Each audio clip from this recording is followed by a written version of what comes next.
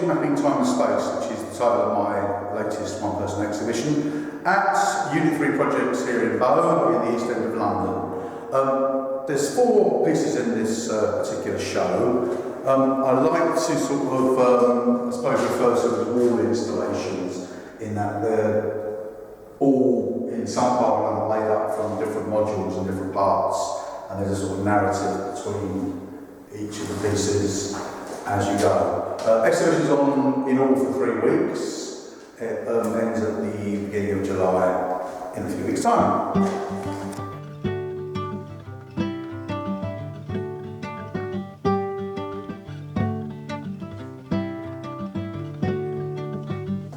Well, this particular piece is called Squared and Reconfigured Worlds. It came out of a group show I was in a few years ago where I had to come up with something around the theme of 42, and I chose one image of 42 degrees by 42 degrees, and that made the logical or rather illogical conclusion to do them all. So in fact what I've actually done is I've actually created a cross over there, and they're all the square coordinates that go from the equator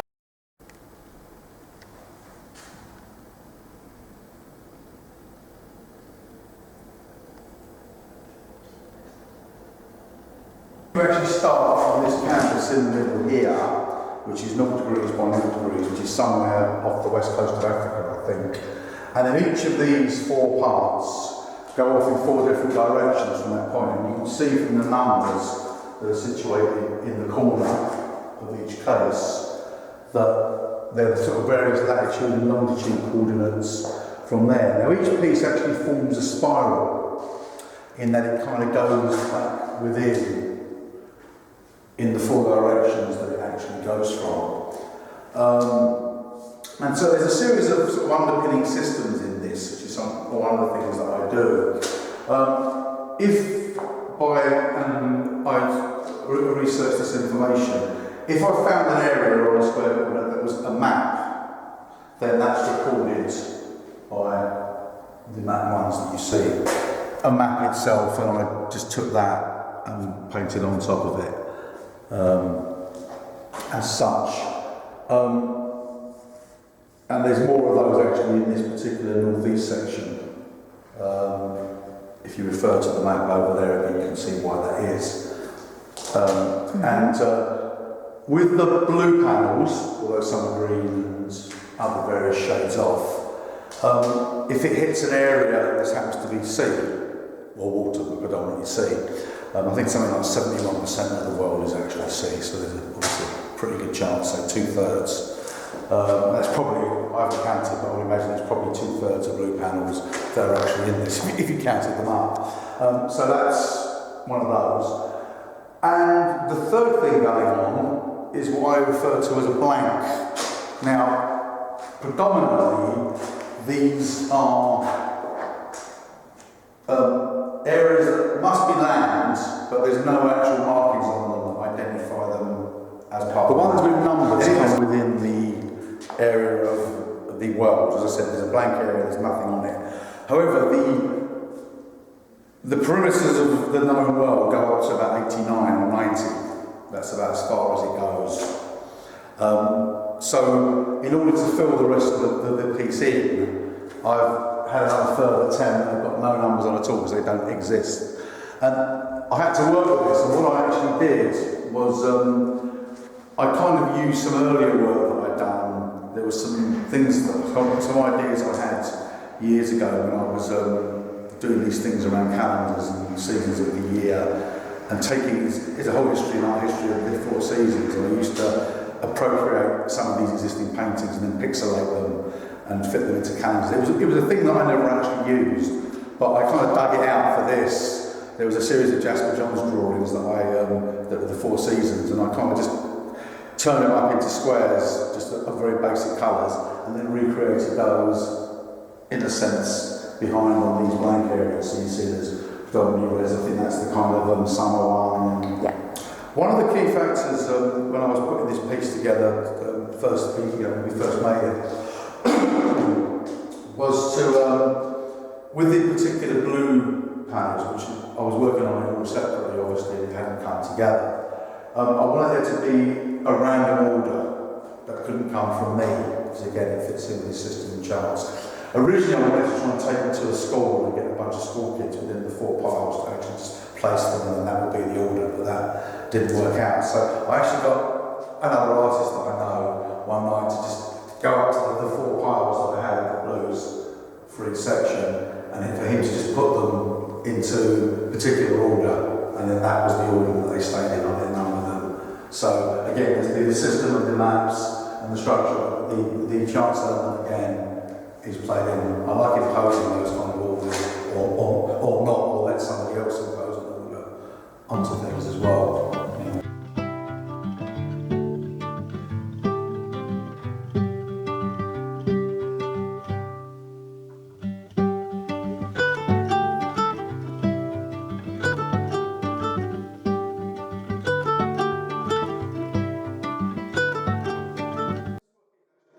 It's called Postcards from the Edge. Anyway, I'd come up with the idea of this initially when I created the square geographical world. It was in my head to actually do something with the coastline of the UK. I remember being on Brighton railway station and seeing one of these graphics that you get of the sort of the town, you know. And I thought, oh, and having just done the square geographical world, I decided that I'd like to do something with deconstructing the UK coastline. And it kind of stayed like that for years and didn't go anywhere. And then eventually it came around. And so, by a similar system, usually by internet research, I kind of doubled one of my grads going around the coastline. I actually felt like I was an explorer again. And there's actually 310 postcards. Actually, you'll notice that Land's End actually gets featured twice, both at the end and at the start. It actually starts from this corner down here.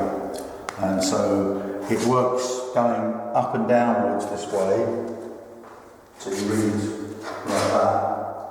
And then when it gets to the side, it goes like that way. And then the same at the top. And then back downwards again, this way. So whereas with the square root of the world you have that spiral that comes in there, you have a kind of a sweeping movement. No particular reason, I don't think, for this one. It just worked that way as a design. And I found out I had to fit 310. It was a case of what system, you know, how I could actually structure it in, and that worked the best way. With the cards, the first thing that goes on is on the computer using digital imaging, I pixelated them up and actually got rid of all the place names. For 2 reasons. One, obviously the images are not copyright, but I also didn't want them to be about a particular place necessarily. And and also what I like is the fact that these place names now always become roads in themselves and markings on the map rather than just labels, so that's quite good. And then using the kind of colours, because green and brown is a colour where we associate with maps a lot, like highlands and lowlands, where there is, and obviously blue for the sea. So some areas you can see that if they happen to be going along a particular line, say, like if it was North Coast and it was on there, it might suddenly show a continuation. Other times, things create that aren't next to each other, but they create different coastlines, so that's interesting. So the other fact is, I love some of these sand dunes that you get. Like for example, this is up in the northwest, around kind of Morecambe and Barrow and Furness, and you get these amazing sand dunes that exist around. Obviously there's little pockets of sand, it's sort of yellow elsewhere. But here you get, I just love these natural things that the map created, and so, because I've always been drawn to this idea that if you think about it, the map is an abstraction. It's only us that brings the information that we know to identify something. It's an abstraction of just lines and shapes. It's the postmarks that I placed on. And I suppose when I decided upon the actual title of the work, that kind of, with Postcards from the Edge, so I actually had a kind of a generic postcard made up, and then the colours are using sort of white for England, red for Wales and blue for Scotland. And if you look at particular ones like here, for example, that's the border of South Wales and England near Bristol, so you've got both and there's the border line in there. So anyone where there's a border, you'll have the two postmarks on. But other than that, it's the one. And they're kind of in different positions. I decided not to put them all in the same place, partly because they wouldn't. I was trying to avoid the land wherever possible, and also it kind of adds to the quirkiness to this one. Here, to play as the counterbalance to this, these are actually, well, some are disputed, but they're the central parts of the UK. And like this particular one is the centre of Wales. So there's actually a place called Devil's Bridge, although I deliberately didn't want to give them names of places. As you know, it's something else I've used a lot over the years, is kind of grid references. And again, these are the actual latitude and longitude grid references. There's a couple in Cumbria, Lancashire, one in Perthshire, Scotland over there. In fact, since I completed this, I found out about 3 others. And because some dispute that they're central, or this place here is in Derbyshire, which is the furthest in the UK from the sea. So they're all places that kind of claim or have a landmark to be in the centre of a particular country or the whole nation. And I like the fact that they're possibly even more postcards than the actual edge or map postcards themselves. And there's quite nondescript places in some instances, quite remote as well. I think one other thing that when I was considering making these, I'd just seen the Gerhard Richter show at Tate Modern at the back end of last year, and I really loved some of those kind of black and white paintings that he'd done, really kind of loose landscapes from photographs. So I kind of, as a starting point, I sort of used that to get, to sort of take colour out of it, and I deliberately wanted to make them very painterly as well, so I actually played around with the photographs on the computer for a little while to give me a good starting point for that, and then to work from there really.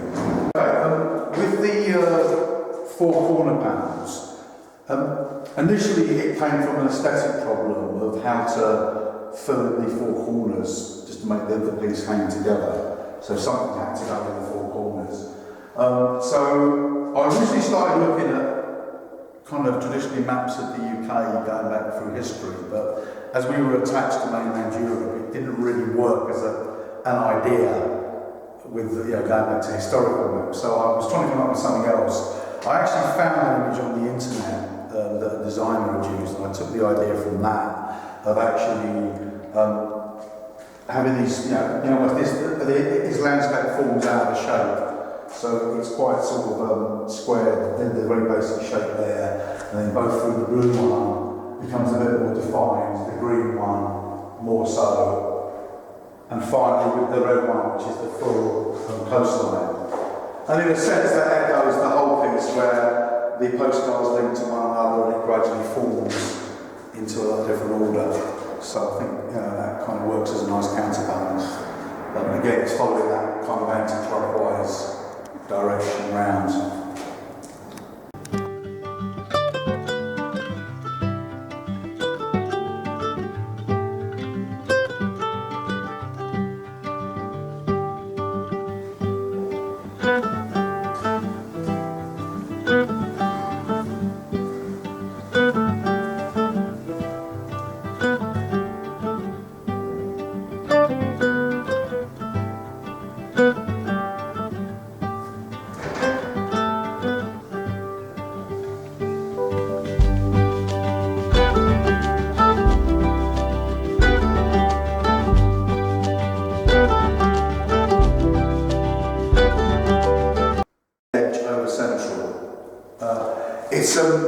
In this exhibition as such, there are two pairs actually. There's the 2 mapping pieces that are more related, and these 2 pieces are both from a body of work which I worked with landscape, and I used to particularly work around a place in Surrey called the Silent Pole, which I did a whole host of paintings and drawings and photographs over about 5-6 year periods, 2001 2007. And this particular piece came from some photographs that I've taken, and as you sort of zoom into the pixelated form, it becomes more and more abstract. So it's one view, but then there's drawing around the outside of actually the perimeter of walking around this space. So it's mapping a particular local landscape. And one of the things I wanted to do in this show was to have a very macro sense of a mapping something, i.e. the world or the UK, but also a mapping on a very local, almost parochial kind of sense, of which this is. So the view actually again will take you right around the perimeter of this space and bring you back to the start again. And they're drawn on with this kind of like a marker, Tipex marker pen on top. So I like the fact that as you actually pan out from the piece on your back, at some point it starts to form into a general landscape as well. So it's that notion of all of those in the show of you can read them as the one piece or you can read them as individual panels. They kind of read in 2 or 3 different ways depending on what actually the 4 panels in or with this one. And one of the this is the only piece actually out of the others we looked at where the space between the panels is actually bigger. And so the image was actually taken out of those areas. I think they're 1 inch. And so you get, if you look closely long enough, you get little pulsating squares from your eyes because obviously our retinas or our anticipation is going from kind of pixels and forming them ourselves into the space, which is a quirky little thing that goes on.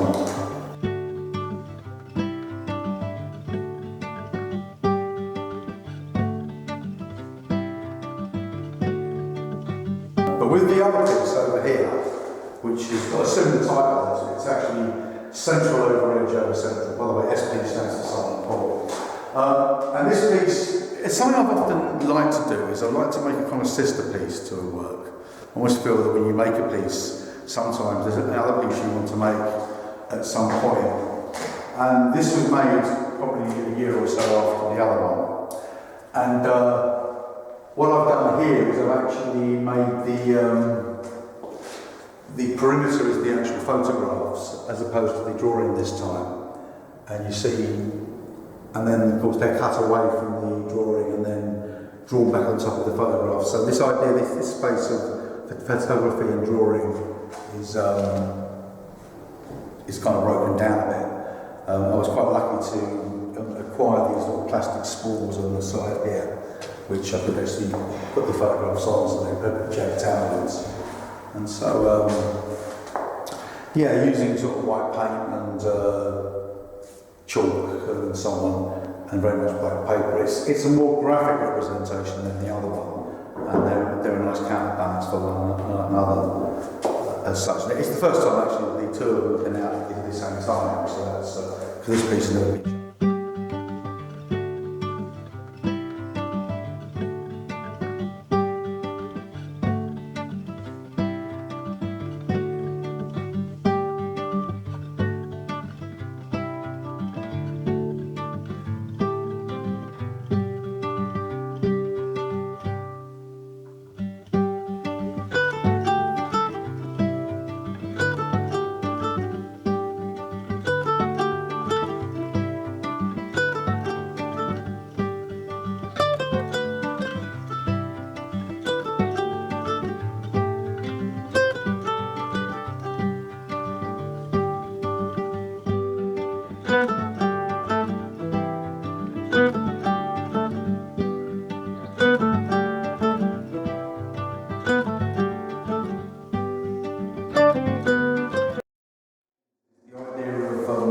When you're working in modulars, apart from the things of obviously narrative between pieces, there's the thing of small works and big, and it referred back to that earlier point that I made about you can take the piece in as one, or you can break it down into individual parts and look at it individual, read the narrative between bits, step back, take it in one, look at your favourite part.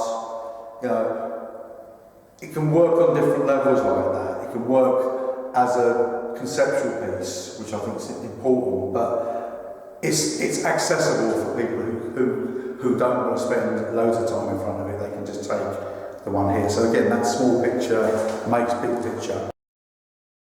I think one of the things that this show does showcase on one aspect, obviously the larger work, is that I like working across different media. In fact, all of these pieces in this show have at least 2 in the case of SPH over Central, there's 2 media in the photography and then the drawing.